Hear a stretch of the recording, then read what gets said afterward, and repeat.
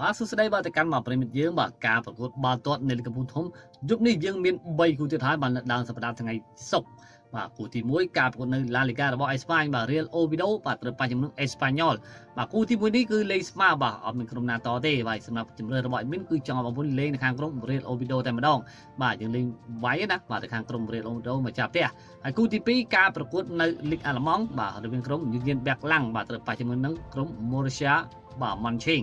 បាទគូនេះក៏លេងទៅខាងក្រុមម្ចាស់ផ្ទះដែរបាទយើងលេងវាយ0-25ទៅលើបាទក្រុម Union Berlin បាទគូនេះអាចមានគ្រាប់បាល់ចាប់ពី3គ្រាប់ឡើងផងដែរបាទការប្រកួតជួបគ្នាបាទកន្លងមកគឺក្រុមនេះតែមានគ្រាប់បាល់ច្រើនទេណាបាទអញ្ចឹងយើងលេង over ក៏បានយើងលេងបាទវាយទៅខាងក្រុមម្ចាស់ផ្ទះក៏បានដែរបាទគូទី2នេះបាទគូចុងក្រោយបាទការប្រកួតនៅលីកកំពូលរបស់បារាំងបាទ Paris Saint-Germain បាទត្រូវប៉ះជាមួយនឹងក្រុម Strasbourg ហើយគូនេះគឺ Paris តមកគ្រាប់កន្លះឲ្យបាទ Strasbourg ហើយយើងលេងនៅខាងក្រុមម្ចាស់ផ្ទះទៀតបងប្អូនយើងបាទយើងវាយខាងក្រុមប៉ារីសតែម្ដងបាទមួយកន្លះណាហើយគូនេះបងប្អូនក៏អាចធ្វើការទូទាយបាទលទ្ធផលក្របបាល់ជាមួយអេមីនដើម្បីយករង្វាន់ថែមទៀតផងនៅក្នុង channel របស់អេមីនអញ្ចឹងបងប្អូនអាចធ្វើការចូលទៅកាន់ក្នុង bio TikTok ដើម្បីចូលទៅកាន់ channel ដូចជាក្របបាល់របស់អេមីនដើម្បីធ្វើការទូទាយ